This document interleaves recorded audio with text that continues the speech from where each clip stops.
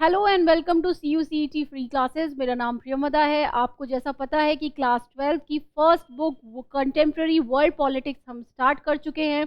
इसका आज third chapter start होने वाला है। Cold war and end of bipolarity हम कर चुके हैं और उसी कहानी का अगला अंश है यूएस हेजुमनी। ये यूएस हेजुमनी कब इस्टेब्लिश होता है? यूएस हेजुमनी तब इस्टेब्लिश होता है आफ्टर 1991 यूएसएसआर का डिसइंटीग्रेशन हो जाता है और वो वर्ल्ड जो कि बाइपोलर हुआ करता था, पूरा विश्व दो खेमे में, दो ग्रुप्स में डिवाइडेड था, वो आफ्टर यूएसएसआर डिसइंटीग्रेशन चूंकि इसकी पावर टूट जाती है, ये कहीं ना कहीं कमजोर पड़ जाता है। अब जो whole and sole super power निकल कर आता है वो कौन सा था? यूएसए। तो यूएसए की हेजुमनी स्टैब्लिश हो जाती है। मजेदार बात यह है कि उस समय जब यूएसए का इन्फ्लुएंस दुनिया पे बढ़ रहा था, वर्ल्ड कहीं ना कहीं यूनिपोलर यानी एक यूएसए के इन्फ्लुएंस में आ रहा था, उस समय ये किसी को पता नहीं था कि we are living under US hegemony. Hegemony means supremacy. ये बाद में लोगों को समझ में आया कि yes, the international affairs were actually that time was totally and controlled by USA, the unipolar. तो वर्ल्ड यूनिपोलर हो गया, वर्ल्ड एक सुपर पावर के अंडर छत्र छाया में हो गया और कहीं ना कहीं वो इंटरनेशनल अफेयर्स को इन्फ्लुएंस करने लगा। तो यही चैप्टर है, कैसे यूएस हेजुमनी हमें दिखी, उसी पे पूरा चैप्टर बेस्ड है। और चूंकि हम एग्जाम की प्रिपरेशन कर रहे हैं तो कहानियां तो मैं आपको बताती हूँ, बट छोटे छोटे टर्म्स होते हैं जो पूरे चैप्टर के दौरान आएंगे, तो वो टर्म्स का आपको मतलब पहले ही पता होना चाहिए। तो फर्स्ट जो आपका वर्ल्ड है वो है अमेरिका। वर्ल्ड है अमेरिका। अमेरिका देखिए कॉन्टिनेंट का नाम है, north and south America, right. लेकिन हम यूएस हेजुमनी यहीं से दिखती है, सबसे पहली हेजुमनी तो इस वर्ड से दिखती है कि अमेरिका दो कॉन्टिनेंट्स का नाम है, north America and south America. But जब भी हम अमेरिका बोलते हैं तो हम किसको समझ लेते हैं? हम समझते हैं यूएसए यानी यूनाइटेड स्टेट्स ऑफ अमेरिका को ही हम अमेरिका समझते हैं। एक अमेरिका जो कॉन्टिनेंट को डिनोट करता है, but whenever we pronounce America we quickly think of USA, United States of America. तो यही पर है कि US is the only one of the country of American continent that symbolizes the US hegemony. America मतलब USA होता है, यही हम बचपन से सुनते आए हैं। 911, ये किसी से छुपी हुई बात है क्या? 9/11 का हमला यानी कि आपका 11 तारीख सितंबर मंथ और 2001 को क्या होता है? वर्ल्ड ट्रेड सेंटर पर अटैक। वर्ल्ड ट्रेड सेंटर पर अटैक। अरब से कुछ टेररिस्ट, 19 टेररिस्ट, नॉट कुछ टेररिस्ट, 19 टेररिस्ट यूएसए की तरफ बढ़ रहे हवाई जहाज को हाईजैक कर लेते। 4 हवाई जहाजों को, 4 एरोप्लेन्स को हाईजैक कर लिया जाता है और इन हाईजैक्ड एरोप्लेन्स को यूएस की 4 अलग अलग जगह पे उनको कोलिजन करवा दिया जाता है, टकराव करा दिया जाता है। तो 9/11 का जो सबसे फेमस इंसिडेंट हम समझते हैं वो है वर्ल्ड ट्रेड सेंटर का नॉर्थ और साउथ बिल्डिंग को गिरा देना। तो 2 हवाई जहाज नॉर्थ और साउथ वर्ल्ड ट्रेड सेंटर पे टकरा के पूरी वर्ल्ड ट्रेड सेंटर ताश के पत्तों की तरह ढह जाती है। एक आपका पेंटागन में गिरता है और दूसरा पेंसिल्वेनिया में गिरने वाला था, बट उसे मार गिराया जाता है।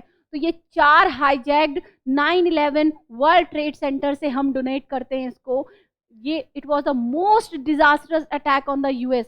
यूएस के लिए ये सबसे, उसके इतिहास में जब से वो बना था 1775 से लेकर, उसके इतिहास का सबसे भयानक दृश्य ये होता है। यूएसए इसको लाइटली बिल्कुल भी नहीं लेता है। यहाँ पर अप्रोक्सीमेटली 3000 अमेरिकन सिटीजन्स, यूएसए के सिटीजन्स मारे जाते हैं और इसे ये सबसे बहुत ज़्यादा serious attack, global war against terrorism declare कर दिया जाता है। यानी ग्लोबल वॉर है, पूरा विश्व जुट गया है टेररिज्म को खत्म करने के लिए। जबकि अमेरिका में हमारे जैसे कंट्रीज में ये आए दिन ऐसे हमले होते रहते हैं और कोई भी रिकॉग्नाइज करने वाला नहीं होता है। तो for 3000 citizens he has declared global war against terrorism. तो हम इसको डिटेलिंग में समझेंगे, ये छोटे छोटे टर्म्स हैं जो आपको चैप्टर में मिलेंगे, तो हम पहले से इसको समझ ले रहे हैं। ग्वाटेनामो बे ये कहाँ पर है? ये क्यूबा में है। क्यूबा में अमेरिका ने, यूएसए ने अपना एक नेवल बेस बनाया हुआ था ग्वाटेमानो बे में। यहाँ पर 9/11 के हमलों के बाद अमेरिका ने पूरे विश्व से बिना वहाँ की गवर्नमेंट बताए, बिना उस नागरिक को बताए, उठाकर विश्व के जहां से उसको लगा कि ये सस्पेक्ट हो सकता है, उसको उठा के इसी अपने नेवल बेस में रखा था। और यहाँ पर ना तो वो किसी के इंटरनेशनल कानून को मान रही थी, ना वो जिस कंट्री का बिलोंग कर रहा था उसके कानूनों को मान रही थी, और ना वो अपने ही कानूनों को मान रही थी। पूरी दुनिया में जहां जहां से उसे सस्पेक्ट लगा 9/11 का, उठा के उसने ग्वाटेनामो बे में नेवल बेस है जो क्यूबा में, वहां पर लेकर आए। तो यहाँ prisoners are forbidden of the protection of the international law. ना अंतर्राष्ट्रीय कानून मान रहे थे, ना अपनी कंट्री का कानून मान रहे थे, ना किसी देश का कंट्री का कानून मान रहे थे। मैंने आपसे कहा ना, 9/11 हमलों को उन्होंने बहुत सीरियसली लिया था। इसको डिटेलिंग में देखेंगे, फिलहाल तो ये टर्मोलॉजी है जो आपको आगे दिखती रहेगी। Hegemony, hegemony, what is hegemony? पहले ही बता दिया, सुप्रीमेसी बोलते हैं, उसी को इन्होंने बोला international system. International system to dominate the world by only one super power, यानी एक का वर्चस्व स्थापित हो गया, वही हेजिमनी होती है। Qualitative gap, it signifies the US superiority in technology and no other power could dare to challenge the US।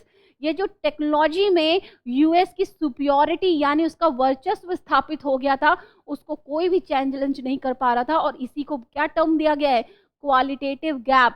The qualitative gap means technological advancement of US with the rest of the world.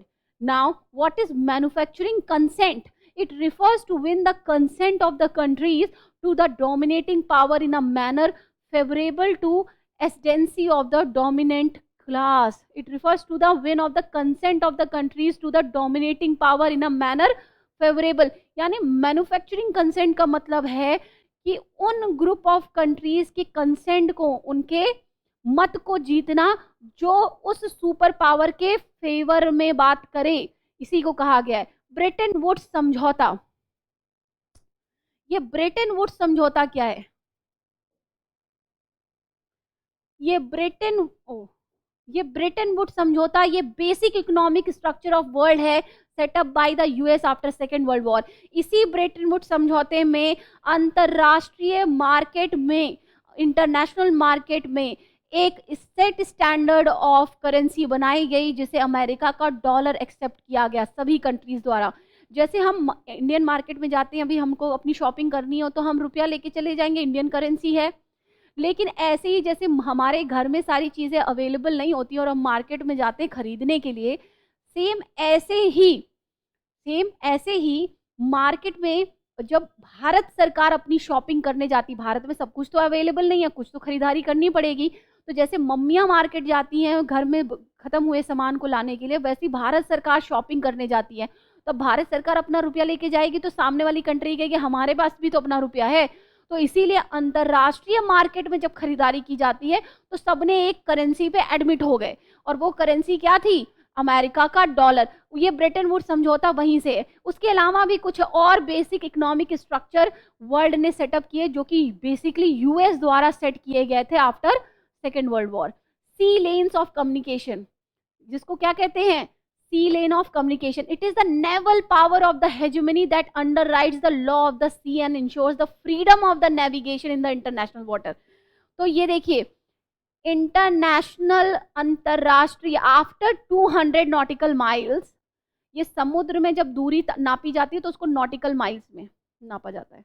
After 200 nautical miles सारा पानी समुद्र का international water में आता है, और इसी को कहा गया है सी प्लेन्स ऑफ कम्युनिकेशन। यानी एक नेवल पावर जिसका वर्चस्व होता है वही तो डिसाइड करता है। तो कहीं ना कहीं पूरे विश्व में अपने वर्चस्व को यूएसए स्टैब्लिश कर रहा था और हर चीज को, वर्ल्ड ऑर्डर को मेंटेन कर रहा था, हर चीज में अपना आइडिया दे रहा था, जो आइडिया सभी को एक्सेप्टेड था।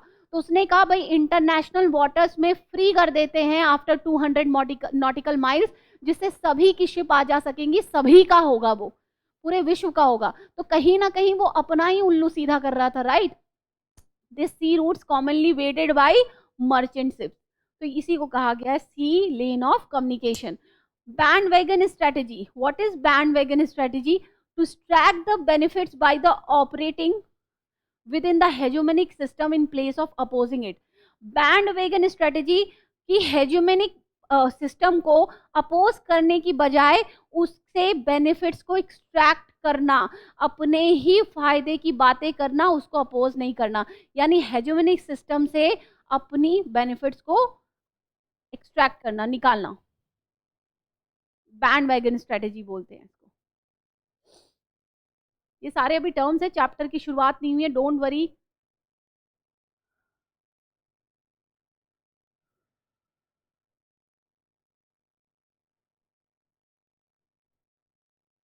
अब आपका आता है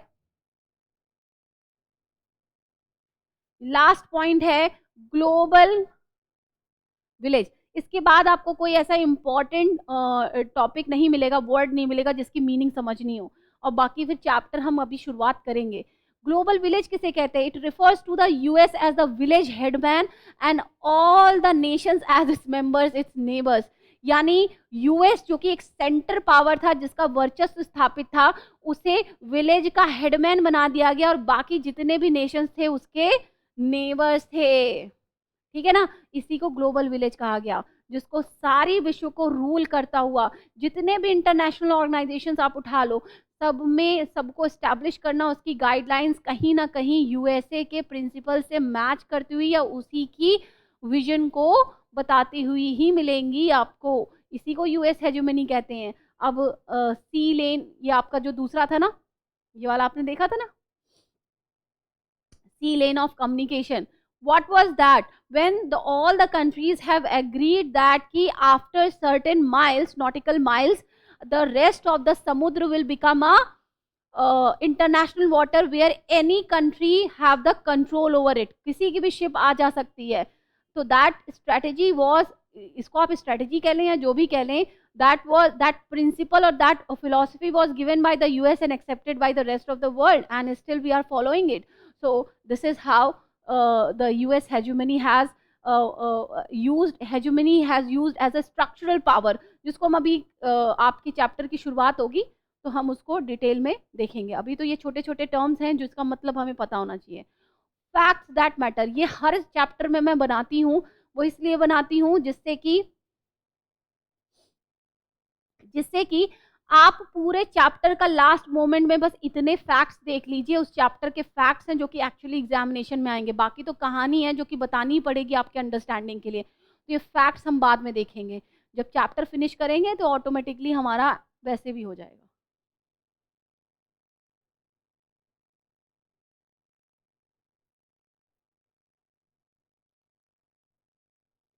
beginning of the new world order by the US. US हर जगह इंटरनेशनल अफेयर्स में, यूएस हर जगह, वेट,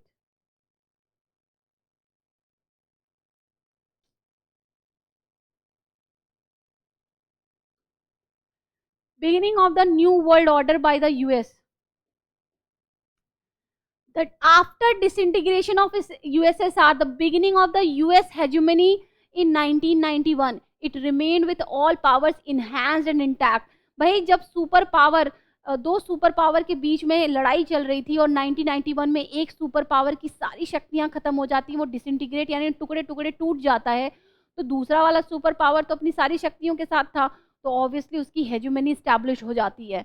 यहाँ पर बता रहे हैं कि कैसे यूएस ने पूरे वर्ल्ड को इफेक्ट किया, हर एक इंटरनेशनल इवेंट को लीड किया, और उसी के विजन या उसी के मत या कंसेंट से ही सारी चीजें, नया वर्ल्ड ऑर्डर बनाया जा रहा था। कुवैत शुरुआत होती है इराक, अगस्त 1990 से 1990 इराक जो है कुवैत पर हमला कर देता है। ठीक है, याद रखिएगा, मैं ज़्यादा डिटेलिंग में नहीं जाऊंगी। यह CUCET का एग्जाम है जिसमें आपको MCQ फॉर्मेट में जाएगा, जो कि आपको बताता है NCERT बेस्ड। तो जो भी NCERT में लिखा है उतनी इंफॉर्मेशन आपके लिए मोर देन इनफ है। तो इराक जो है कुवैत पर 1990 में हमला कर देता है और उसे एनेक्स कर लेता है आफ्टर अ सीरीज ऑफ, यानी उसको कन्विंस किया जाता है इराक को कि आप कुवैत को छोड़कर चले जाइए और अपना ये एग्रेशन क्विट कर दीजिए। यूनाइटेड नेशन, लेकिन वो इराक जो है किसी भी तरीके से मानने के लिए राजी नहीं था। यूनाइटेड नेशंस फाइनली अपना मैंडेट दे देता है कि ठीक है, अब कुवैत को आज़ाद कराना ही पड़ेगा। वो यूनाइटेड नेशन जो पूरे कोल्ड वॉर में एकदम ही जीरो भूमिका निभा रहा था, कोई वर्ल्ड पीस और स्टेबिलिटी की बात नहीं कर रहा था, थोड़ी बहुत मेडिएशन कराई है उसने, अदरवाइज उसकी कोई भूमिका थी नहीं। वो अचानक से, चूंकि यूएन भी उस टाइम पे यूएस हेजुमनी, यानी यूएसए के ही इन्फ्लुएंस में काम करता था, उसकी हेजुमनी वहां भी स्टैब्लिश थी। तो फाइनली यूनाइटेड नेशन जो है अपना मैंडेट, अपना मत दे देता है कि ठीक है, हम अपनी आर्मी भेजेंगे और कुवैत को क्या करेंगे, बाय फोर्स लिबरेट कराएंगे इराक के हाथों से। ये जो है यूएस प्रेसिडेंट जॉर्ज, उस समय यूएस प्रेसिडेंट हुआ करते थे जॉर्ज H.W. बुश, इन्होंने यूएस के यूएन के, यूनाइटेड नेशन के इस डिसीजन पे अपनी सम्मति जताई, उसका स्वागत किया। और यही से दिखता है कि न्यू वर्ल्ड ऑर्डर, यानी नए विश्व को अपने तरीके से ऑर्गेनाइज करने का कार्य यूएस शुरू कर देता है। क्योंकि यूनाइटेड नेशन में भी कहीं ना कहीं अमेरिका का ही इन्फ्लुएंस था, और आज भी जितने भी इंटरनेशनल ऑर्गेनाइजेशंस हैं कहीं ना कहीं वेस्ट से ही इन्फ्लुएंस्ड रहते हैं वो। तो यहाँ पर फिर क्या हुआ, 6,60,000 सैनिक भेजे गए, जो कि 34 अलग अलग कंट्री, अब यूएन का कोई अपना खुद का तो मिलिट्री है नहीं, तो उसने यूएन लेड एक मिलिट्री 34 देशों से 6,60,000 ट्रूप जो बना था, यानी मिलिट्री बनाई गई थी, आर्मी बनाई गई थी, जिसको भेजा गया कुवैत में इराक से आज़ाद कराने के लिए। और इस ऑपरेशन का नाम यूनाइटेड नेशन ने दिया ऑपरेशन डिजर्ट स्टॉर्म, और यही बना हमारा फर्स्ट गल्फ वॉर। यानी पहली बार जहां पर हमें यूएस का प्रभुत्व दिखता है, वर्चस्व दिखता है, वो 1990 में, जब इराक कुवैत पर हमला कर देता है और ब्लॉक समझाने के बावजूद भी अपना एग्रेशन क्विट नहीं करता है और कुवैत को एनेक्स कर लेता है। तो वहां पर यूएन भी फाइनली एग्री कर जाता है under the influence of US. उस समय यूएस के प्रेसिडेंट थे हमारे जॉर्ज H.W. बुश, और इन्होंने, यूएन ने फाइनली अपना मैंडेट दे देते हैं कि कुवैत को हम आज़ाद कराएंगे इराक से। और वो एक 34 देशों से 6,60,000 की एक मिलिट्री फोर्स बनाते हैं, और ये ऑपरेशन डिजर्ट स्टॉर्म। अब आपसे क्वेश्चन पूछा जाएगा ऑपरेशन डिजर्ट स्टॉर्म क्या था। It was a first gulf war भी बोला जाता है, जो कि इराक के हाथों से कुवैत को आज़ाद कराना था। That was led by the UN. अच्छा, इस फोर्स में ना 6,60,000 में, इसमें मैक्सिमम जो थे 70% तो यूएस की आर्मी ही थी, और इसको लीड करता हुआ भी यूएस का ही जनरल था। तो आप समझ सकते हैं कि यूएस का कितना इन्फ्लुएंस रहा होगा।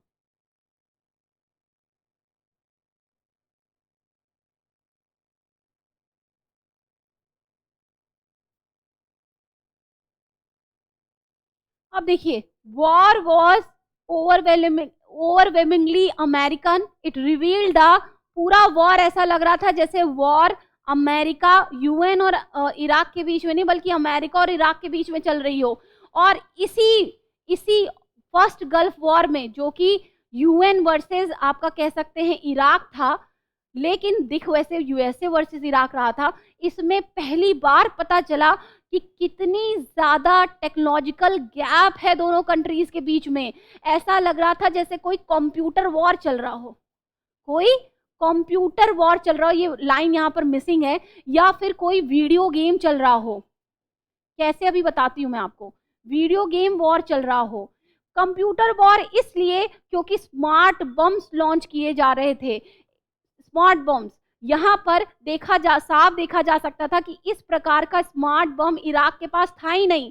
तो इसीलिए कहा गया कंप्यूटर, पहली बार कंप्यूटर से स्मार्ट बम्स गिराए जा रहे थे, जो कि पूरा विश्व पहली बार देख रहा था कि अमेरिका कितना स्ट्रांग है, टेक्नोलॉजी में कितना आगे बढ़ चुका है, राइट।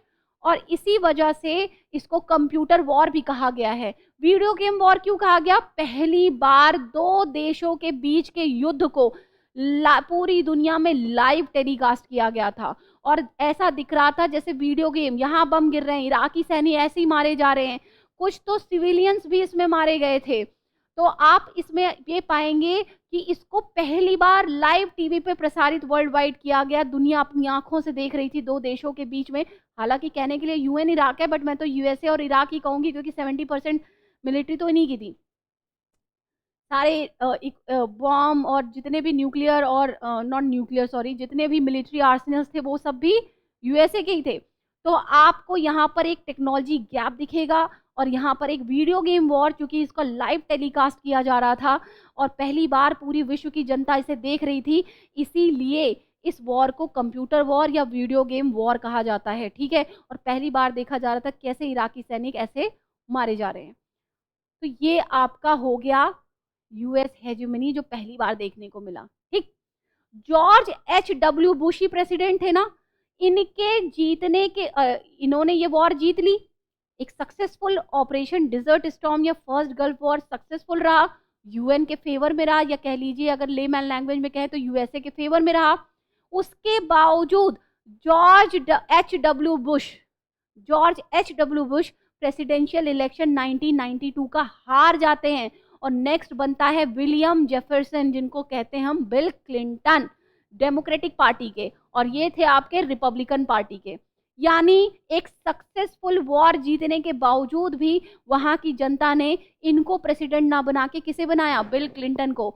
और नेक्स्ट 4 साल का वहां पे राष्ट्रपति बनता है, तो आपका जो नेक्स्ट प्रेसिडेंट बनता है वो भी बिल क्लिंटन ही, 2 बार यहाँ पे राष्ट्रपति बन सकते हैं, तो बैक टू बैक क्लिंटन ही बनते हैं। तो 1990 8 सालों के लिए होते हैं, 1992 और 1998 में जब दोबारा इलेक्शन होते हैं तो फिर से यही बन जाते हैं। तो जॉर्ज H.W. बुश को वहां की जनता ने इसलिए नहीं बचाया, दोबारा बनाया, क्योंकि जो बिल क्लिंटन थे वो इंटरनल इश्यूज पे ज्यादा फोकस कर रहे थे, ना कि उनको फॉरेन इश्यूज में ज्यादा उस समय दिलचस्पी थी। तो वो फॉरेन जो सॉफ्ट पावर थी, जो सॉफ्ट इश्यूज थे उस पर फोकस कर रहे थे, like climate change, right, like trading improve करना, इकोनॉमी इंप्रूव करना, इन सब पे वो ज्यादा फोकस थे, वो इंटरनल अफेयर्स पे ज्यादा फोकस कर रहे थे, एंड वर्ल्ड पॉलिटिक्स में वो ज्यादा इंगेज नहीं थे। तो उनका जो पूरा इलेक्शन कैंपेन था वो इंटरनल कॉन्फ्लिक्ट्स या इंटरनल इश्यूज को सॉल्व करने पे ज्यादा था, और वहां की जनता को ये चीज पसंद आई।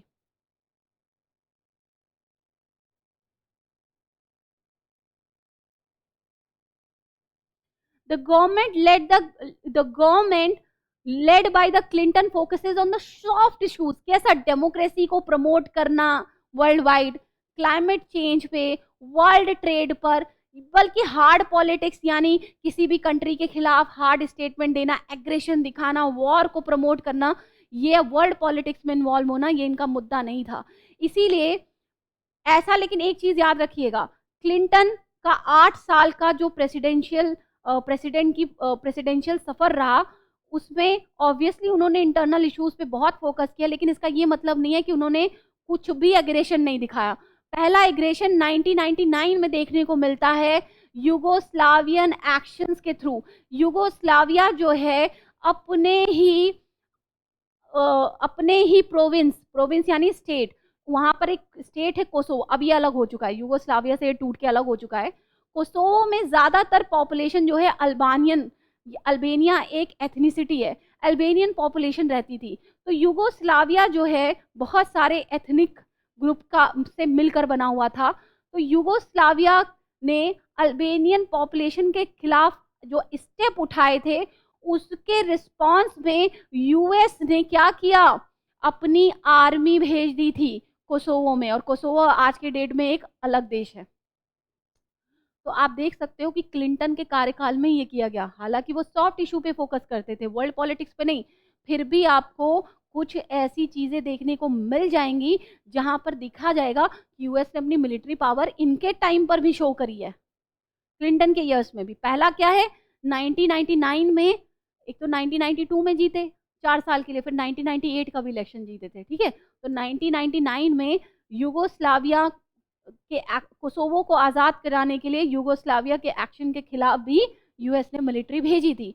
उसके बाद केन्या, नैरोबी केन्या में, नैरोबी कहाँ है, केन्या में, यहाँ पर यूएस की एम्बेसी पर बॉम्बिंग कराई जाती है बाय अ टेररिस्ट ऑर्गेनाइजेशन अल कायदा, यहाँ पर, और दार इस सलाम पे, ठीक है।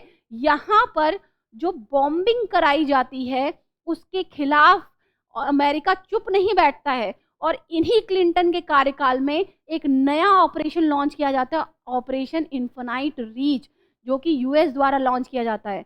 यहाँ पर लगातार क्रूज मिसाइल्स स्ट्राइक की जाती हैं अल कायदा टेररिस्ट ऑर्गेनाइजेशन और तालिबान के ऊपर इन सूडान और अफगानिस्तान, क्योंकि इनकी जड़ें जो हैं तालिबान की अफगानिस्तान में और आपकी अल कायदा की सूडान में प्रोमिनेंट देखने को मिलेगी। तो ऑपरेशन इन्फिनाइट रीच के तहत इन्होंने अल कायदा और तालिबान को के मेन अड्डे जो है वो उड़ा दिए, उसको सीमित कर दिया। लेकिन याद रखिएगा कि सीमित करने के बावजूद भी उसके रेमिनेंट्स बच जाते हैं, और आज भी अलकायदा और तालिबान आपको आसानी से देखने को मिल जाएगा।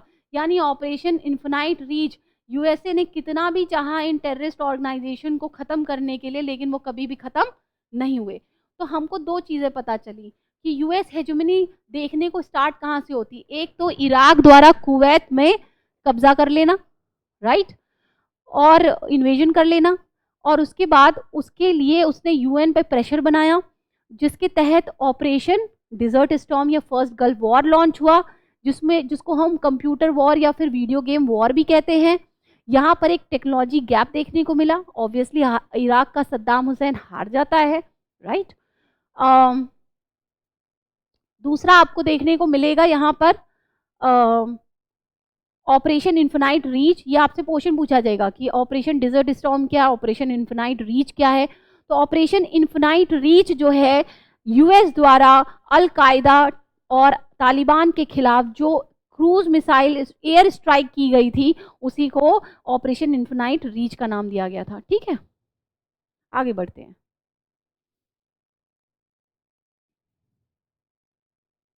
अमेरिका को हिला देने वाला एक इंसिडेंट होता है इसके बाद, अलकायदा और तालिबान को की जड़ें हिलाने वाले अमेरिका को इसका खामियाजा बहुत बड़ा भुगतना पड़ता है। और क्या हो जाता है, 9/11 का, चूंकि अमेरिका में मंथ पहले लिखा जाता है, सितंबर मंथ था ना 9/11, और डेट पीछे लिखी जाती है, इसीलिए इसको 9/11 बोलते हैं। अदरवाइज 11 सितंबर 2001 का समय था। 4 अमेरिकन कमर्शियल एयरक्राफ्ट को क्या कर लिया गया, हाईजैक कर लिया गया, और उनकी इंपॉर्टेंट बिल्डिंग्स में क्रैश करवा दिया गया। फर्स्ट और सेकंड एयरलाइन कहां क्रैश हुई, नॉर्थ और south tower of world trade centre पे, जो कि न्यूयॉर्क में है। और थर्ड कहां क्रैश की गई, पेंटागन बिल्डिंग, जो कि आर्लिंगटन वर्जीनिया, कहां पर है, ये इनका जो डिफेंस डिपार्टमेंट है वहां पर। और तीसरा फोर्थ एयरक्राफ्ट कहां पर, इसको मार गिराया गया, बट ये टकराने वाला था पेंसिल्वेनिया में। इसी को 9/11 का हमला कहा गया। 4 aeroplane, American commercial aeroplanes hijack कर लिए गए और अमेरिका की मेन इंपॉर्टेंट बिल्डिंग में क्रैश करा दिए गए। अब वर्ल्ड ट्रेड सेंटर ताश के पत्तों की तरह ढह गया। और इसको जॉर्ज डब्ल्यू बुश, अब आप कहेंगे वहां पर लिखा हुआ था जॉर्ज H.W. Bush, H.W. था ना, ये उन्हीं का बेटा है George W Bush. George H.W. Bush तब थे, फिर 2 साल क्लिंटन थे, लगातार 4-4 साल के लिए। उसके बाद उनका बेटा रिपब्लिकन पार्टी से ये थे और ये जीत जाते हैं। तो उस टाइम पर जब 9/11 का हमला होता है, तो जॉर्ज डब्ल्यू बुश, जो कि जॉर्ज H.W. बुश के बेटे थे, वो क्या करते हैं, क्लिंटन को मतलब क्लिंटन क्लिंटन 2 बार साल ये बन ही चुके, तब तीसरी बारी तो बन ही नहीं सकते अमेरिका में। इनको सक्सीड करते हैं और यूएस प्रेसिडेंसी का चुनाव जीत जाते हैं। रिपब्लिकन पार्टी से थे अगेन, और क्लिंटन डेमोक्रेटिक पार्टी थे। और चूंकि जॉर्ज डब्ल्यू बुश अपने फादर की तरह ही काफी एग्रेसिव थे, इन्होंने लॉन्च किया operation enduring freedom as a part of its global war and terror. बताया था ना मैंने, यानी वर्ल्ड ट्रेड सेंटर के दौरान करीब 3000 इनके सिविलियंस मारे जाते हैं। और इसे अमेरिका एक प्रेस्टीज की तरह लेता है कि हमारी सिक्योरिटी के अंदर घुसकर घुसपैठ करने वाला ये कैसे हो गया, इस पे सेंध कैसे लग गई। और इसी वजह से यूएस लॉन्च करता है ऑपरेशन एंड्योरिंग फ्रीडम। तो आपको 3 ऑपरेशन मिल गए, operation desert storm, operation infinite reach, और तीसरा है ऑपरेशन एंड्योरिंग फ्रीडम। और इसको डिक्लेयर किया जाता है कि ये अमेरिका पे वॉर नहीं है, बल्कि इसको ग्लोबल वॉर डिक्लेयर कर रहे हैं अगेंस्ट द टेरर, टेररिज्म को खत्म करेंगे। Operation was against all those suspected to be behind the 9/11 attack, mainly Al Qaeda और तालिबान रिजीम इन अफगानिस्तान। तो काफी सारा शक तो इन्हीं के ऊपर जाता है। ओसामा बिन लादेन जो है वो हमले का अपने ऊपर वो भी ले लेते हैं, जिम्मा भी ले लेते हैं। तो एनीवे ऐसा बोला गया है। तो तालिबान और अल कायदा के जितने भी वर्ल्ड वाइड इनको लगा कि जो भी सस्पेक्टेड है उनको उठा लिया, उस देश की गवर्नमेंट से भी नहीं पूछा, उठा उठा के वहां पे कहाँ पे लेके गए, ग्वाटेमाला बे जो कि क्यूबा में है और वो यूएस का नेवल बेस है, वहां उठा उठा के उनको लेकर गए। कोई इंटरनेशनल कानून नहीं मानना, कुछ नहीं मानना, उस देश का भी कानून नहीं मानना। और काफी हद तक वो अपने सस्पेक्ट्स को कहने के लिए, अपने सस्पेक्ट्स को उन्होंने उठाया पूरे वर्ल्ड के दौरान, लेकिन कुछ खास नतीजा मिला नहीं unless and until Osama bin Laden जब मारा गया। Arrest were made all over the world by the US forces, often without the knowledge of the government of that person being arrested. जिस देश से वो अरेस्ट हो रहा था उसकी नॉलेज के against. These persons were transported across the countries and detained in the secret prison.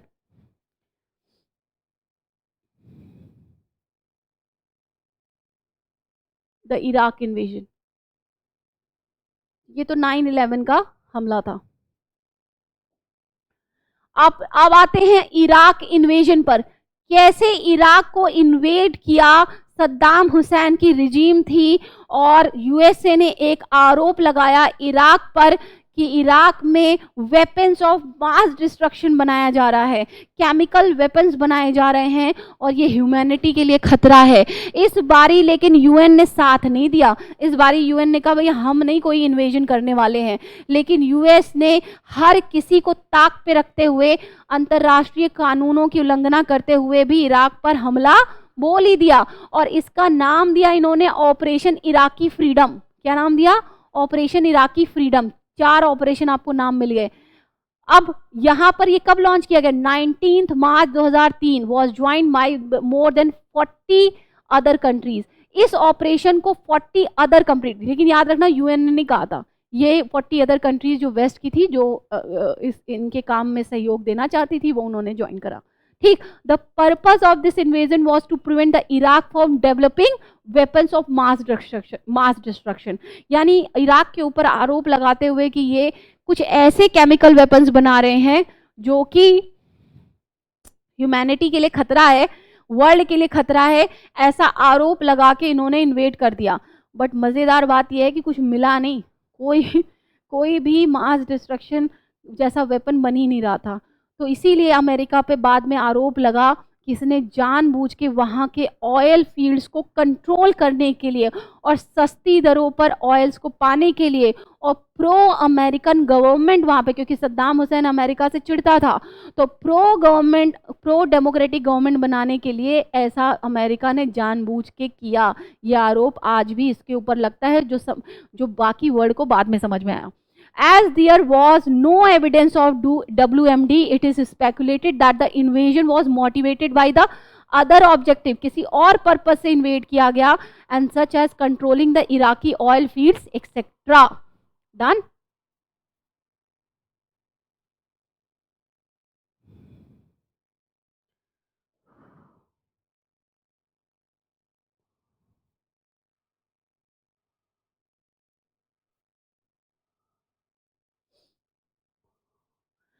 ये इन्वेजन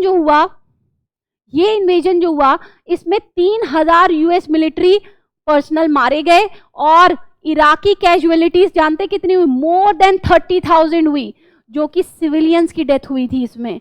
ये बहुत ही शर्मनाक था। वर्ल्ड वाइड अमेरिका की बहुत, यूएसए की बहुत क्रिटिसिज्म हुई, लेकिन एनीवेज जो हो गया वो तो हो ही गया था। तो यहीं से कुछ समझ में आता है ना, यूएस का वर्चस्व, लोग उसके इन्फ्लुएंस में जी रहे हैं, इंटरनेशनल अफेयर्स को वो रूल कर रहा है, नया वर्ल्ड ऑर्डर स्टैब्लिश कर रहा है। यही तो पूरा चैप्टर है।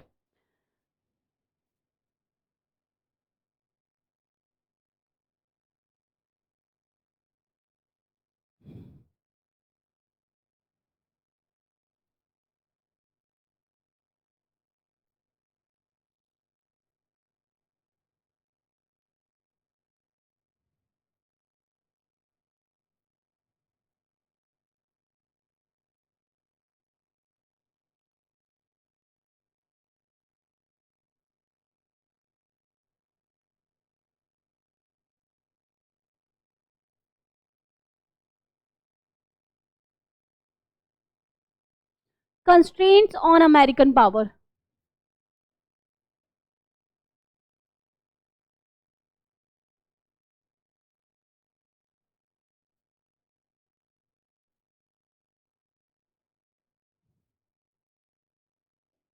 3 कंस्ट्रेंट्स थे अमेरिकन पावर पे। The institutional architecture of America is the first constraint.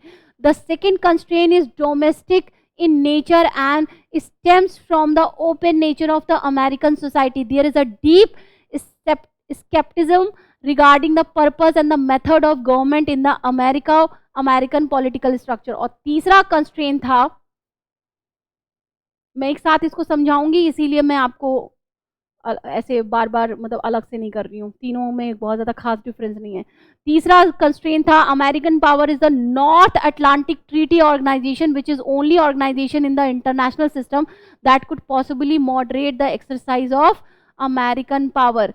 देखिए 3 कंस्ट्रेंट जो अमेरिकन पावर में थे, एक तो वहाँ की जनता जो कि ओपन, एक तो वहाँ का इंस्टीट्यूशन जो कि डेमोक्रेटिक है, वहाँ पर जनता का राज है, गवर्नमेंट को अकाउंटेबिलिटी है, और वहाँ पर ओपननेस जो है, जनता ने प्रेशराइज करना शुरू किया। और तीसरा क्या है, third constraint on American power, NATO जो नॉर्थ अटलांटिक ट्रीटी ऑर्गेनाइजेशन है, जो कि 1949 में बनी थी, starting with the 12 and now there is a 30 countries. इन्होंने क्या किया, it is the only organisation in the internal system that could possibly moderate the exercise of American power, जो इसकी अमेरिकन पावर्स को थोड़ा सा कंस्ट्रेन लगा सकता था।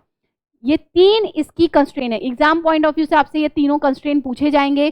पहला क्या है इसका, पहला आपका है open nature of American society, I am so sorry, open nature of American society. दूसरा है यहाँ का, तीसरा है नाटो, राइट, और तीसरा है आपका, तीसरा लास्ट जो है, the institutional architecture of America is the first constraint. जैसे अमेरिका का ओवरऑल ढांचा बना है, अमेरिका जिन प्रिंसिपल्स पे बना है, वो उसका पहला कंस्ट्रेंट था, यानी डेमोक्रेसी। दूसरा वहाँ पर जो ओपन नेचर है अमेरिकन सोसाइटी का, जो वहाँ पर पर्पस है गवर्नमेंट का, जिस तरीके से वो काम करते हैं, ये दूसरा कंस्ट्रेंट था। और तीसरा था नाटो, जिसको डील कर सकता था। इंडिया का रिलेशन यूएस के साथ कैसा रहा भाई? आज तो बहुत ज़्यादा ठीक है, उस टाइम पे तो बहुत ज़्यादा नहीं था, क्योंकि हमारा कोल्ड वॉर के टाइम पे हम ज़्यादा क्लोज किसके साथ थे? सोवियत यूनियन के साथ ऑलरेडी हो चुका है। Over the years India decided to liberalise its economy and integrated in with the global economy. जब तक हमारी इकोनॉमी, मैंने आपसे बोला ना कि जितने भी इंटरनेशनल ऑर्गेनाइजेशन थे वो एड ही तभी देते थे, फाइनेंशियल एड, जब आप अपनी इकोनॉमी को खोलो, अमेरिका की जो कैपिटलिज्म है उसके प्रिंसिपल्स, उसकी आइडियोलॉजी को फॉलो करो। तो जब हमने अपनी इकोनॉमी को लिबरलाइज करना शुरू किया, ग्लोबल इकोनॉमी से इंटीग्रेट करना शुरू किया, तो हमारे संबंध यूएस से भी अच्छे होने लगे, अदरवाइज बहुत अच्छे संबंध नहीं थे। इंडिया को अट्रैक्टिव इकोनॉमिक पार्टनर बनाने के लिए इंक्लूडिंग यूएसए सब होड़ में लग गए, और आज भी इंडिया की मार्केट को हर कोई कैप्चर करना चाहता है। फिर two new factors emerged in the Indo US relation in the recent year.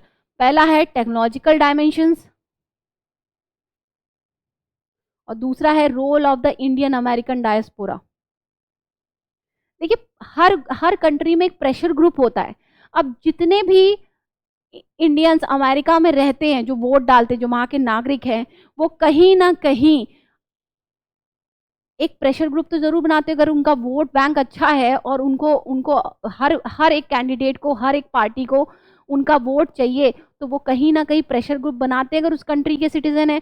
और जाहिर सी बात है, वो सिटीजन्स जो हैं, जिस देश को बिलोंग करते हैं, कहीं ना कहीं थोड़ी बहुत लॉयल्टी या उसकी तरफ उनको उनका झुकाव तो रहता ही है। तो ये एक प्रेशर ग्रुप की तरह काम करते हैं। और टेक्नोलॉजिकल डायमेंशंस यानी ट्रांसफर ऑफ टेक्नोलॉजी के लिए भी अमेरिका से जो हमारा संबंध अच्छे हुए हैं, कहीं ना कहीं वो हमारे लिए फ़ायदा ही है। There are 3 different strategies to decide what kind of the relationship India should have with the USA. They are as follows. कैसे यूएसए के साथ हमारे संबंध होने चाहिए, और चूंकि अभी तो बहुत सही संबंध है, कोई भी बुरे नहीं है, तो देखते हैं। Those Indian analysts who see the international politics in terms of the military power prefer that India should maintain its distance from the US and should focus upon increasing its own national power. Problem क्या है कि USA जो है, अगर ज़्यादा interference उसकी allow कर दो, तो वो आपके यहाँ इन्वेड करने में और जो मिलिट्री पावर वो यूज़ करता है और इंटरनेशनल कानूनों की धज्जियाँ उड़ा देता है अपने बेनिफिट के लिए। इसीलिए उसको एक एक धड़ा ये कहता है कि उसको हमेशा डिस्टेंस मेंटेन करना चाहिए और अपनी नेशनल पावर पे ज़्यादा फोकस करना चाहिए। अदर एनालिसिस कहते हैं कि growing convergence on the interest between the US and India as a historic opportunity for India. आज की डेट में चूंकि पूरी इकॉनमी ग्लोबल इकॉनमी है, यूएस और इंडिया के रिलेशंस काफ़ी हद तक अच्छे हैं। इनके इंटरेस्ट जो इंटरेस्ट स्फेयर है वो काफ़ी मिलता जुलता है। तो इस अपॉर्चुनिटी को इंडिया को यूज़ करना चाहिए। थर्ड ग्रुप कहता है कि India should take the lead in establishing the coalition of the countries from the developing world. वो कहते हैं कि जितने भी डेवलपिंग वर्ल्ड हैं उनका एक कोलिशन बनाओ और इंडिया खुद को लीड करे। क्यों किसी ग्रुप के या किसी कंट्री के उस पर रहना, अपना खुद को लीड करो जितनी भी डेवलपिंग कंट्रीज हैं। तो ये 3 अलग अलग तरीके से इंडो यूएस रिलेशनशिप को देखने के लिए 3 अलग अलग मत हैं। इंडो यूएस रिलेशन काफ़ी ऊपर नीचे उतार चढ़ाव का हमेशा रहा है। ये कह सकते हैं सास बहू टाइप का रिलेशनशिप रहा है। There should be a mixing of foreign policy strategies to lead with, it's nothing important. जो भी आपका एग्जामिनेशन पॉइंट ऑफ व्यू से है वही मैं आपको बताऊंगी। मीनिंग ऑफ हेजुमनी क्या होती है? हेजुमनी कुछ भी बताने की जरूरत नहीं है, आपको पता है। लीडरशिप और the predominance of one state over the other by the virtue of its military, economic, political power और the cultural superiority। एक ऐसा देश जो अपनी predominance दिखाता हो थ्रू मिलिट्री, इकोनॉमिक और पॉलिटिकल और cultural superiority over the other दूसरे देशों पर, इसी को हेजेमनी कहते हैं। Politics is all about gaining the power. In world politics, countries and groups of countries are engaged in constantly trying to gain and retain the power. World politics में हर country चाहती है कि जितने से जितना इकोनॉमी उसकी अच्छी हो जाए और वो पावर उसमें गेन करे। जैसे चाइना चाहता है कि उसका पूरे वर्ल्ड में इन्फ्लुएंस हो, जैसे एक टाइम पे यूएसए का था। आजकल तो वर्ल्ड ऑर्डर काफ़ी शिफ्ट हो चुका है। चूँकि आप अभी मैं इतना डिटेलिंग में नहीं जा सकती हूँ, बट अगर कभी आप ध्यान देंगे तो जो थोड़ी बहुत रुचि रखते हैं वर्ल्ड पॉलिटिक्स में, उनको समझ में आता होगा कि आजकल एशिया की तरफ पावर्स काफ़ी शिफ्ट हो रही हैं। कैसे न्यू वर्ल्ड ऑर्डर शिफ्ट हो रहा है फ्रॉम वेस्ट टू ईस्ट, ये आपको जब आप थोड़ा बहुत अंतर्राष्ट्रीय अफेयर्स में ध्यान देंगे, वर्ल्ड अफेयर्स में, तो आपको ये चीज़ें समझ में आएंगी। एनीवे, यहाँ पर हमको यही देखना है कि जैसे चाइना आज अपना वर्चस्व स्थापित करने के लिए किसी भी हद तक जाता है, एक्सपेंशनिस्ट की पॉलिसी अपनाता है, साउथ चाइना सी में अपना वर्चस्व स्थापित करने की कोशिश करता है, हर कंट्री को डेट देकर डेट ट्रैप में फंसाने की कोशिश करता है और अपने इकॉनमी को और तगड़ा बनाता हुआ जा रहा है, जिससे कि सारी कंट्रीज़ को ऑलमोस्ट वर्ल्ड में उसके ऊपर डिपेंडेंस है। हर मैन्युफैक्चरिंग हब बन चुका है चाइना, हर किसी को चाइनीज़ प्रोडक्ट की ज़रूरत है। एक्सपोर्ट की ज़रूरत है, उसी को ध्यान में रख के इन्होंने कहा कि हर वर्ल्ड पॉलिटिक्स में हर कंट्री गेन रिटेन करना चाहती है power. It is important to understand the distribution of power among the countries of the world in order to understand the world politics. There is nothing to understand. जब cold war था तो दो powers थी, और जैसे ही USSR टूट जाता है तो सिंगल पावर रह जाती है. इंटरनेशनल सिस्टम डोमिनेटेड बाई एक ही पावर के पीछे रहती है, वो है यूनिपोलर वर्ल्ड बन जाता है, जो कि यूएस है. तो ये तो आपने ऑलरेडी कर रखा था. फैक्ट्स पूरे चैप्टर की समरी होती है, वो मैं लास्ट में करूँगी. सबसे पहले देखते हैं हेजेमनी को, जो आपकी सुप्रीमेसी है, उसको एज अ हार्ड पावर कैसे यूज़ करते हैं. हेजेमनी को as a hard power, as a soft power, as a structural power, तीन तरीके से यूज़ किया जाता है. तो कैसे यूएसए ने अपनी हेजेमनी को हार्ड पावर, सॉफ्ट पावर और स्ट्रक्चरल पावर के रूप में यूज़ किया, वही नेक्स्ट आपका है. तो पहला starting with the hard power.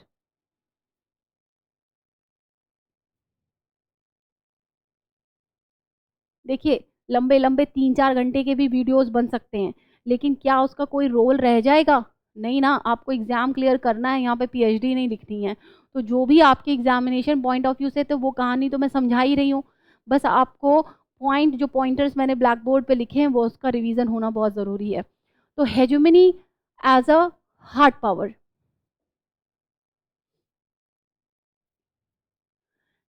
Hegemony relates to the relation, patterns and balances of military capabilities between the states. Hegemony कैसे relate करता है? आपका relation, pattern या balance of military capabilities between the states. कैसे आप military, अपनी military को दुनिया के बाकी देशों के balance को maintain करने के लिए use करते हो, उसी को hegemony कहते हैं. The base of US power lies in the overwhelming superiority of its military power. जिसकी मिलिट्री स्ट्रांग है उसकी हेजेमनी तो इस्टेब्लिश होगी ही, और जिसकी मिलिट्री स्ट्रांग है तो वो बाकी देशों को बैलेंस या उसके साथ कैसा रिलेशन रखना है या कैसे पैटर्न करना है, वो सब तो वही डिसाइड करेगा ना. It is both absolute and relative. The military dominance of the US is not just based on the higher military spending but on a qualitative gap.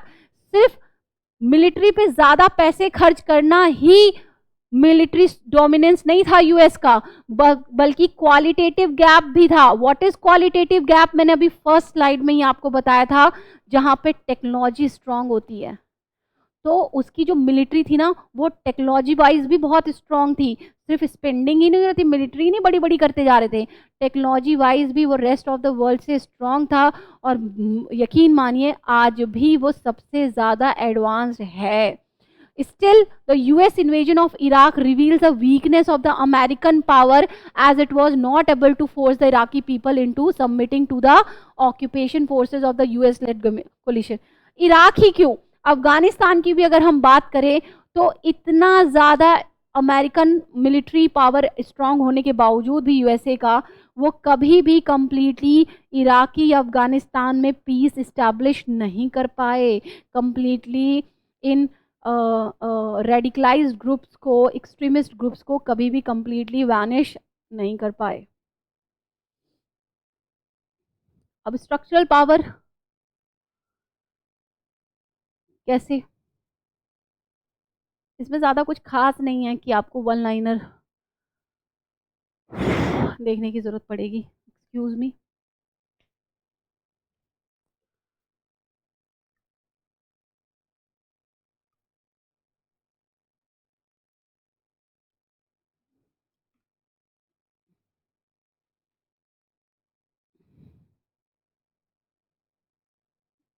Okay. Structural power. The idea behind this type of the hegemony is that an open world economy requires a hegemon or the dominant power to support its creation and the existence. Structural power क्या होती है? एक open world economy भी अगर बनानी है तो एक डोमिनेंट पावर तो होना चाहिए ना. जैसे मैंने आपको क्या बताया था, सी लेन ऑफ कम्युनिकेशन. अगर आपको एक ओपन वर्ल्ड इकोनॉमी बनानी है और आप चाहते हैं कि इस रूल को फॉलो किया जाए, तो उसमें भी तो एक हेजेमनी, स्ट्रक्चरल पावर तो यूज होगा ना, हेजेमनी. तो इन्होंने क्या किया, एक डोमिनेंट पावर या एक सुपर पावर तो होनी चाहिए ना, जो इसके सपोर्ट करे इसके क्रिएशन और एग्जिस्टेंस को। और इसी वजह से आप एग्जाम्पल देखेंगे, यूएसए ने अपना रोल अदा किया किसमें, प्रोवाइडिंग ग्लोबल पब्लिक गुड्स। ये ग्लोबल पब्लिक गुड्स जानते क्या होते हैं, ऐसे गुड्स जो कि आप तो यूटिलाइज करते ही हैं लेकिन बाकियों के लिए भी वो कभी वो अमाउंट खत्म नहीं होता। For example internet, for example fresh air. अब आप चाहे कितना भी ले लें, ऐसा थोड़ी ना कि दूसरी कंट्री में वो खत्म हो जाएगा, समझ गए मेरी बात। For example international water, for example roads, ये कभी भी खत्म नहीं होते। These are called global public goods, जो आप भी यूटिलाइज करते हो लेकिन आप उसका अमाउंट कभी भी दूसरे के लिए खत्म नहीं होता। These are called global public goods. तो ये जो था इन जैसे सी लेन्स ऑफ कम्युनिकेशन, उन्होंने क्या कहा, आफ्टर 200 नॉटिकल माइल्स सारे पानी समुद्र जो है वो है इंटरनेशनल वाटर, उस पर सबका स्वामित्व होगा, इसलिए जितनी भी शिप्स जा रही हैं। अब ये तो पहले प्रॉब्लमेटिक होती, भाई इस पर टैक्स लगते या कुछ उससे टैक्स वसूला जाता, इसीलिए यूएस हेजुमनी यानी हेजुमनी को यूएस ने ओपन वर्ल्ड इकोनॉमी बनाने के लिए क्या किया, अपने पावर को यूज़ किया और कुछ ऐसे रूल्स बनाए जिसके सपोर्ट और क्रिएशन को एग्जिस्टेंस को सपोर्ट किया इन्होंने, और वो बन पाए। वो किस लिए बन पाए, hegemony as a structural power use करी। Economic preponderance of the US is inseparable from its structural power, which is the power to shape the global economy. अब सभी जानते हैं कि अमेरिका की इकोनॉमी, अमेरिका का डॉलर जो है वर्ल्ड एक्सेप्टेड इंटरनेशनल मार्केट में करेंसी है। पूरा अगर अमेरिका की इकोनॉमी ध्वस्त होती है 2008 में, जैसे रिसेशन आया था, पूरे वर्ल्ड में रिसेशन आ गया था।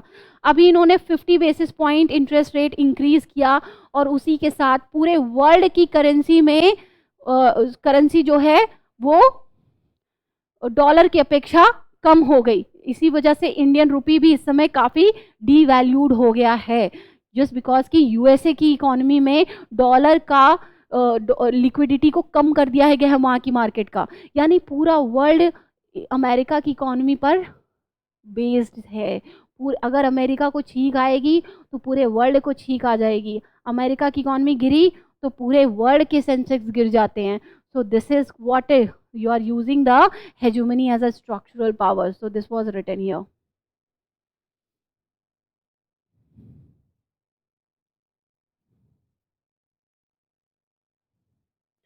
Another example of the structural power of the US is the academic degree called the Masters in Business. बहुत interesting है, Masters in Business Administration, MBA.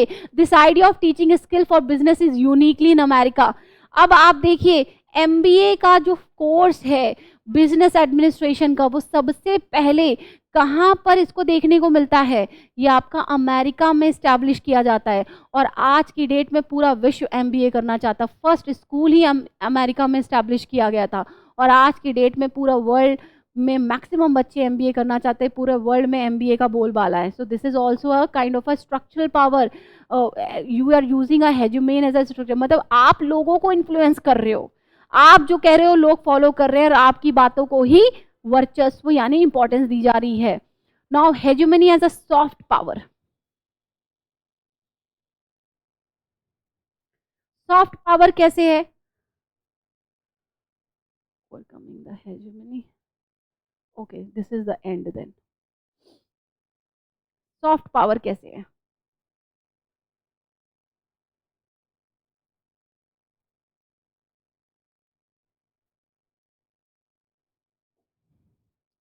in this type of hegemony it implies the class ascendancy in the social political and particularly the ideological sphere।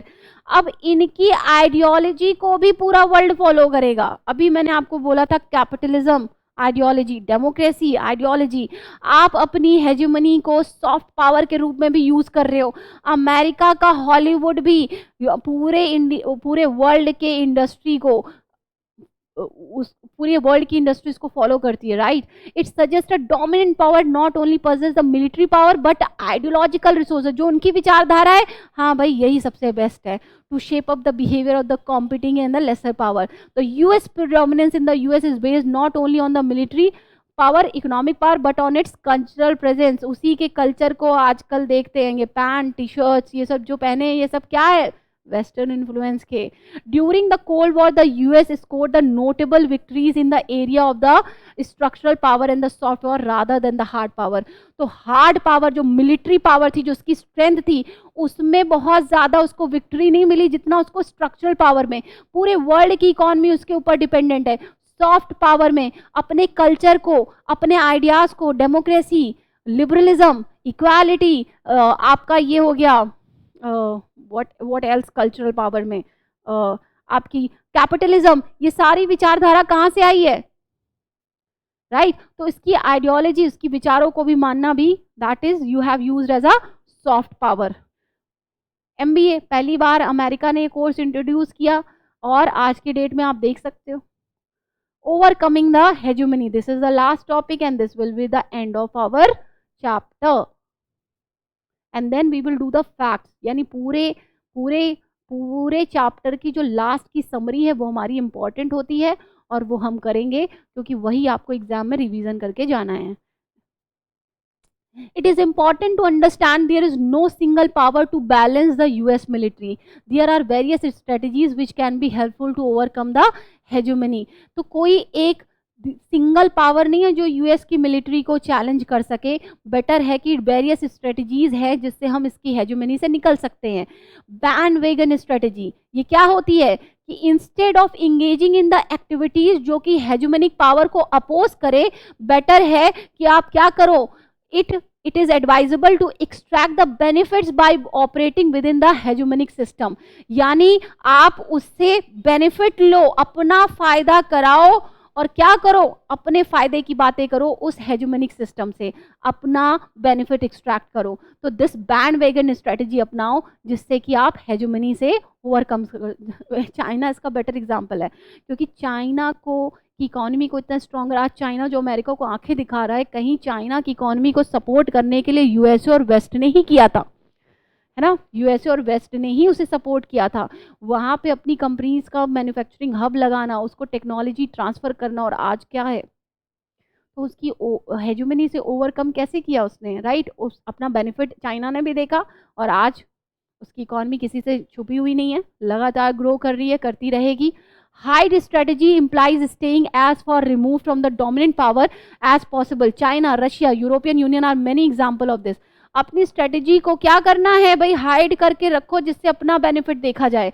Another belief is the resistance to American hegemony may come from the non-state actors rather than the states. It is believed that the challenges to US hegemony will come from a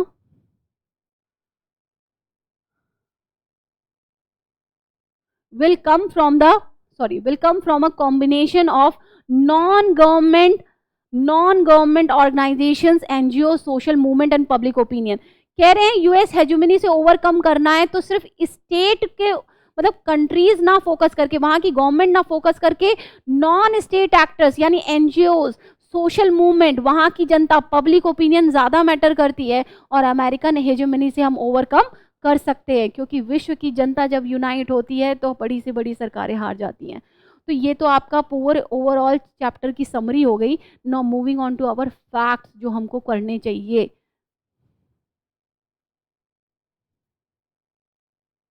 ये पूरे chapter की summary जो हम हर हर हर उसमें करते हैं,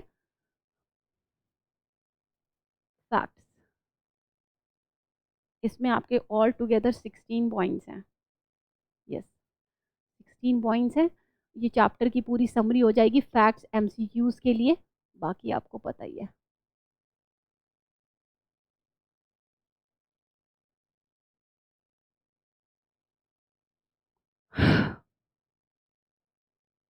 ये already आपको पता चल चुके हैं ड्यूरिंग द लेक्चर, तो इसलिए प्लीज़ बस थोड़ा जल्दी जल्दी करेंगे। ये फैक्ट्स जो आपकी समरी हैं, लेट्स स्टार्ट विथ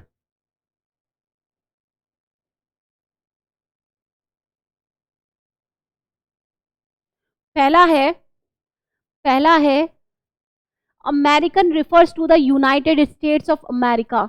अमेरिका को यूनाइटेड स्टेट्स ऑफ अमेरिका से रेफर किया जाता है, जबकि ये दो कॉन्टिनेंट में, it is only one of the country in the North America, but फिर भी यूएस हेजेमनी यहीं से दिखती है कि जो अमेरिकन कॉन्टिनेंट्स हैं उसको अमेरिका कह देने से हम सिर्फ यूएसए समझते हैं।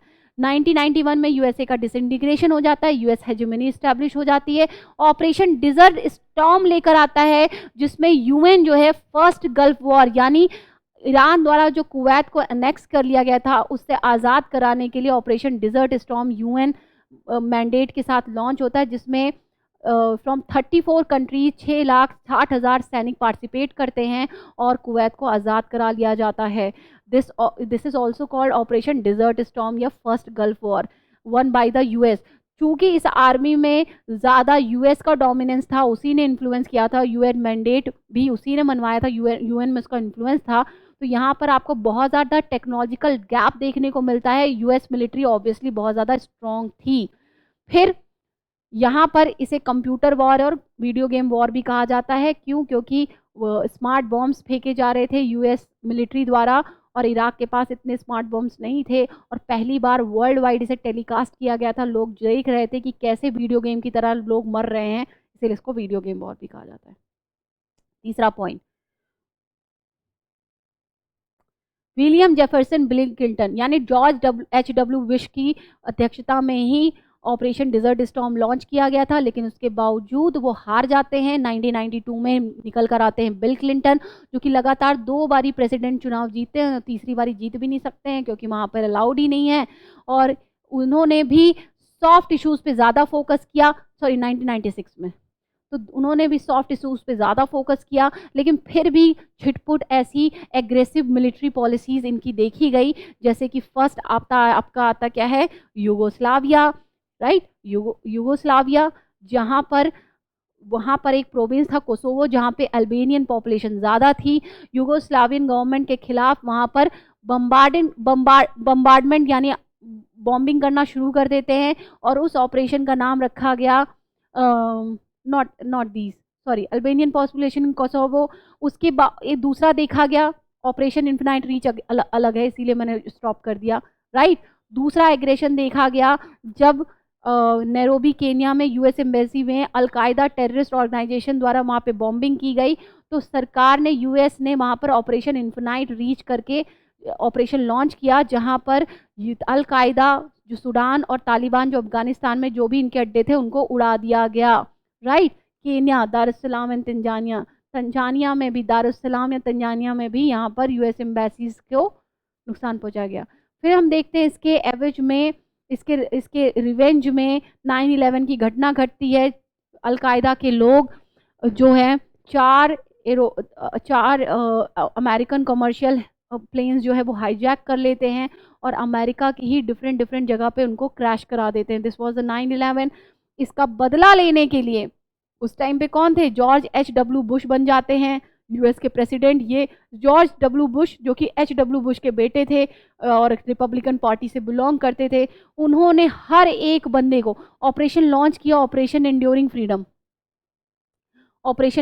फ्रीडम, और पूरे दुनिया से जितने भी सस्पेक्ट थे उनको उठा के ग्वाटेमाला बे जो कि क्यूबा में यूएस की नेवल बेस है वहाँ पर एक सीक्रेट जगह पे रखा।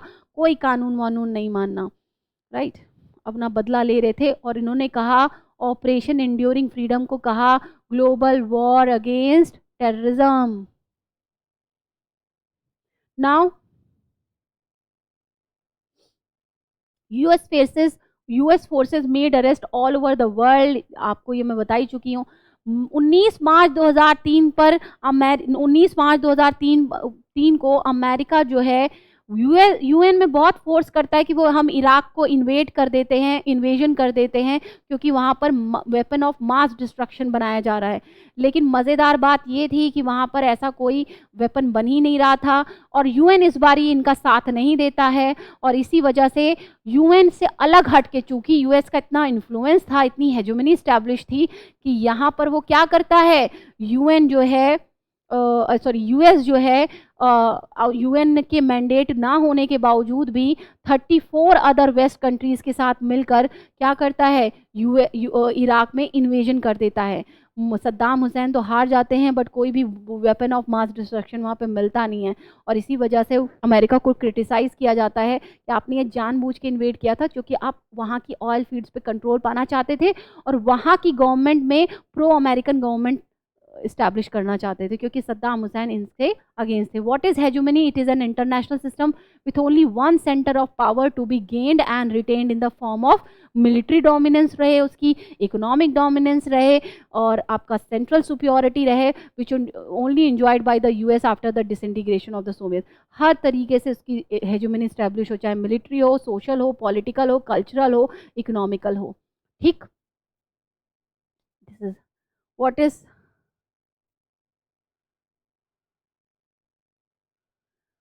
then what is hegemony? As hard power is based on the military capabilities of a country. hard power कैसे hegemony को बनाया जा सकता है? जिसकी military dominance, military power ज़्यादा हो।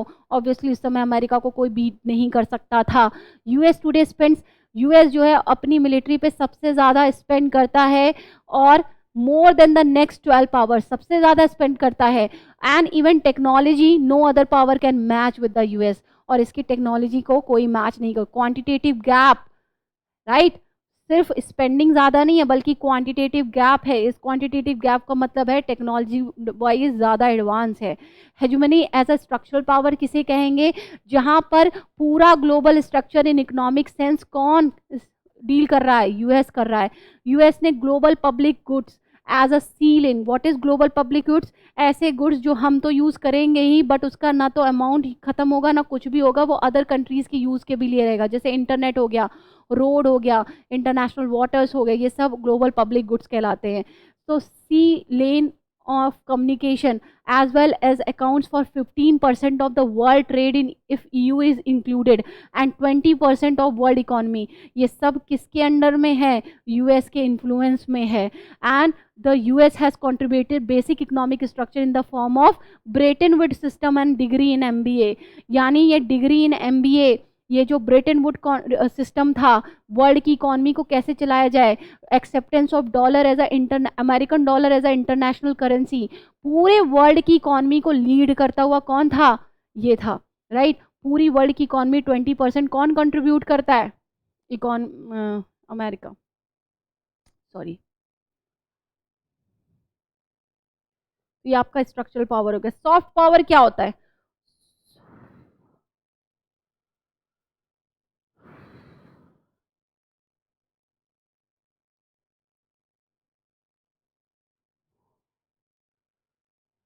हेजुमनी एज अ सॉफ्ट पावर क्या हो गया? यहाँ पर सिर्फ सोशल, पॉलिटिकल और आइडियोलॉजिकल स्फेयर्स के थ्रू इनको यूज़ करना, यानी अपनी आइडियोलॉजी, अपने विचारों, अपने कल्चर को प्रमोट करना। एज अ हेजुमनी हम सभी जानते हैं कि अमेरिका कहीं ना कहीं पूरे वर्ल्ड को as a soft power lead करता है। अगर हम हॉलीवुड की बात करें, उनकी पिक्चर्स की बात करें, उनके कल्चर्स की बात करें, उनकी ideologies, democracy, freedom, fundamental rights to their citizens, ये सब कहाँ से हैं? ये सब हम कहीं ना कहीं उनके विचारों से। तो उसने अपनी हेजुमनी को एज अ सॉफ्ट पावर भी यूज़ किया है, जो कि आज की डेट में चाइना कर रहा है। चाइना अपने Confucius centre around the world खोल रहा है, राइट। इंडिया में भी बहुत सारे कन्फ्यूशियस सेंटर हैं कहने के लिए, तो वो उनके कल्चर को प्रमोट करते हैं, but they are using it as a soft power. जहाँ पर आप वहाँ के लोग जब आपके कल्चर के बारे में पढ़ेंगे, आपकी संस्कृति के बारे में जानेंगे, तो कहीं ना कहीं आप उनसे इन्फ्लुएंस तो होगे ना। तो इन सब चीज़ों को सॉफ्टवेयर, अपनी आइडियोलॉजी को, अपने कल्चर को बढ़ावा देने के लिए, और यूएस ने भी वही काम पहले किया है। Though the US has been a hegemonic power, still it experiences some constraints in itself as a institutional architecture। वैसे तो ये सुपर पावर था, फिर भी इसके ऊपर कुछ लगाम, इस कंस्ट्रेंट्स थे। Division of power, open nature of American society, वहाँ की जनता ही इतनी ज़्यादा जागरूक थी कि वो सरकार के ऊपर प्रेशर बनाती थी। Presence of only one organisation in international system to moderate the exercise of American power, that is NATO. और वहाँ पर जो उसका इंस्टीट्यूशनल आर्किटेक्चर है, डिवीजन ऑफ पावर्स, वो भी कहीं ना कहीं अमेरिका की हेजुमनिक पावर पर कंस्ट्रेन लगाता था। तो 3 हेजुमनिक कंस्ट्रेन थे। इंस्टीट्यूशनल आर्किटेक्चर आपका हो गया, दूसरा open nature of American society, और presence of only one organisation in to moderate the exercise of American power को कम करना, that is NATO, North Atlantic Treaty Organization 1949 में बना था। ठीक है, आज की डेट में इसमें 30 कंट्री मेंबर हैं। आजकल एक ग्लोबल नाटो बनाने की भी बात हो रही है, क्योंकि ये एनसीईआरटी का है इसलिए ज़्यादा डिटेलिंग में नहीं जा सकती हूँ। ग्लोबल नाटो के ऊपर भी विषय चल रहा है, क्योंकि नाटो तो अपने वही यूरोपियन देश और अमेरिका के साथ ही बने हुए हैं। यहाँ एशिया या साउथ ईस्ट एशियन के लिए नहीं है ये कंट्रीज, सिर्फ यूरोपियन कंट्रीज़ और अमेरिका के बीच में ये पैक्ट है, नॉर्थ अटलांटिक ट्रीटी ऑर्गेनाइजेशन है। तो एक ग्लोबल नेटो बनाने की भी आजकल चर्चा चल रही है। देखिए आफ्टर द, और इसकी वजह से चाइना बहुत परेशान है। After the collapse of the Soviet Union, India decided to liberalize its economy and integrated with the global economy. तो 1991 में जब हमारी इकोनॉमी बहुत ज़्यादा डामाडोल थी तो हमने एलपीजी, मनमोहन सिंह हमारे फाइनेंस मिनिस्टर थे और प्राइम मिनिस्टर हमारे कौन थे, पीवी नरसिम्हा राव। तो उन्होंने एलपीजी, अपनी इकोनॉमी को रिवाइव करने के लिए LPG, liberalisation privatisation and globalisation programme launch किया। और इस प्रोग्राम के तहत ही हमने अपनी इकोनॉमी को क्या किया, थोड़ा सा खोल दिया, इंटीग्रेट किया with the world economy, sorry with the world economy integrate किया। Hence the US also found India as a attractive economic partner. और उसकी वजह से यूएस को भी लगा कि इंडिया के बाजार में उतरना चाहिए, थोड़ा ये खुल गए हैं, कैपिटलिज्म की तरफ ज़्यादा मुड़ गए हैं, झुकाव रखते हैं। पहले क्या था, मिक्स्ड इकोनॉमी थी, हम पब्लिक एंड प्राइवेट बहुत थे, गवर्नमेंट का भी असर था, स्टेट कंट्रोल भी था और प्राइवेट लोगों के लिए भी था, लेकिन ज़्यादातर हम पब्लिक थे, यानी स्टेट कंट्रोल ज़्यादा थे, तो प्राइवेट लोगों के लिए ज़्यादा स्पेस नहीं था। इसीलिए हमने ये पॉलिसी अपनाई, लिबरलाइजेशन, खोल दो इकोनॉमी, लिबरल कर दो पॉलिसीज, प्राइवेटाइजेशन, निजीकरण करो, प्राइवेट लोगों की तरफ और ज़्यादा झुकाव रखो और ग्लोबलाइज कर दो अपनी वर्ल्ड इकोनॉमी को, ग्लोबल कर दो, लोगों से जोड़ो। बाहर के लोग आए, इन्वेस्टमेंट लेकर आए, फॉरेन रुपया लेकर आए और वही हमारी इकोनॉमी को बूस्ट करता रहा। Due to technological dimension and the role of the Indian American diaspora, ठीक है। और India needs an, Indian American जो डायस्पोरा थी उसकी वजह से भी इंडिया यूएस के रिलेशन अच्छे हुए। और जो ट्रांसफ़र ऑफ टेक्नोलॉजीज़ थी, मिलिट्री गेन, जो हम मिलिट्री इन्हांसमेंट के लिए जो हम अक्सर यूएस से डील करते हैं, हमारा थर्ड पार्टनर है आर्म्स खरीदने में, तो वो कहाँ से है, वो यूएस को यहाँ से पैसा मिलता है, राइट। तो उसको मार्केट दिखा, आपका इंडियन अमेरिकन डायस्पोरा इनका प्रेशर ग्रुप है, उसको ध्यान में रखते हुए इनके रिश्ते अब काफ़ी सुधर चुके हैं। India needs an appropriate mix of foreign policy strategies to deal with the US. इधर India should maintain a full aloofness from the Washington and comprehend its military power or to establish the mutual convergence or to lead a। अब ये देखो, ये एक विचार है कि या तो तुम अपनी मिलिट्री स्ट्रांग बनाओ और वॉशिंगटन से एकदम ही अलग थड़क खड़े हो जाओ, और या तो फिर आप इनके साथ कंधे से कंधा मिला के कन्वर्जेंट, जो आपका कॉमन इंटरेस्ट हो उस पर बात करके अपनी डोमिनेंस को आगे बढ़ाओ, और या तो फिर सिंगल हैंडेडली लीड कर लो, जितने भी डेवलपिंग कंट्रीज हो उन्हीं को लीड कर लो। ये तीन अलग अलग तरीके हैं अमेरिका से डील करने के। To deal with the hegemony the states bear the different strategies either to extract the benefits from the operating within the hegemonic system, or to stay away as far as possible from the dominant power, that is Russia, China. European have opted this policy. Both the policies are known as bandwagon strategy and to hide respectively. To deal with the hegemony, जब किसी का वर्चस्व स्थापित हो जाए उसे deal कैसे करें भाई, डिफरेंट स्ट्रेटजी सबने दाई। या तो आप अपनी बेनिफिट एक्सट्रैक्ट करो उससे, ठीक, जितना जो भी हेजुमनिक सिस्टम है उससे अपना मैक्सिमम बेनिफिट गेन करो, और दूसरी स्ट्रेटेजी या तो स्टे अवे, दूर हो जाओ उस डोमिनेंट पावर से, जैसे रशिया, चाइना और यूरोपियन कंट्रीज ने इस पॉलिसी को अपनाया। Both the policies are known as bandwagon strategy, या तो आप एंड टू हाइड रेस्पेक्टिवली, या तो बैंडवैगन स्ट्रेटेजी बनाओ कि आप मैक्सिमम बेनिफिट एक्सट्रैक्ट करो, या तो हाइड करो अपनी पॉलिसी, यानी उनसे डिस्टेंस बना लो। तो दोनों ही स्ट्रेटेजी से रशिया तो दूर ही रहा है, हमेशा हाइड पॉलिसी अपनाई है। और अगर आप देखो चाइना ने बैंड वैगन स्ट्रेटेजी अपनाई है, चाइना ने खूब फ़ायदा लिया और यूएसए और वेस्ट से, और आज की डेट में उसने अपनी इकॉनमी बहुत स्ट्रॉन्ग कर ली है, उसको काफ़ी छूट मिली थी उस टाइम पे ना। और चाइना, अमेरिका ने सोचा और वेस्ट ने सोचा कि हमारे फ़ायदे के लिए है, बट सही पूछिए तो चाइना का ज़्यादा फ़ायदा हुआ है। एंड रशिया भी काफ़ी डिस्टेंस मेंटेन करता है, टू हाइड पॉलिसी अपनाता है, बट यूरोपियन कंट्रीज़ ने इस हेजुमनिक सिस्टम में बैंड वैगन स्ट्रेटजी अपनाई एंड मैक्सिमम बेनिफिट्स इस हेजुमनिक सिस्टम से एक्सट्रैक्ट किया। So these are the fact जो मैंने समरी कर दी थी। चैप्टर का एंड होता है, नेक्स्ट चैप्टर में मिलेंगे। ये जो छोटे-छोटे पॉइंट्स हैं ऑलरेडी हमने कर लिए थे, बट जानबूझ के मैंने दोबारा रिवाइज़ इसलिए आपको कराए जिससे आपका एक्चुअली अच्छे से तैयार हो जाए। ये फैक्ट्स आपके एग्ज़ाम में रिवीज़न के लिए बनाया गया है। आई होप आपको लेक्चर अच्छा लग रहा है, समझ में आ रहा है, और आई एम डेड श्योर कि आप अपने एग्ज़ामिनेशन में अच्छा परफ़ॉर्म करेंगे अगर आप ये लेक्चर्स देखते हैं। कोई भी अगर आपको प्रॉब्लम हो तो कमेंट सेक्शन में जाके आप कमेंट कीजिए। मैं पूरा ट्राई करूँगी कि if it is a reasonable question I will definitely try to answer it. Thank you so much. I hope को आपको लेक्चर अच्छा लगा हो। धन्यवाद।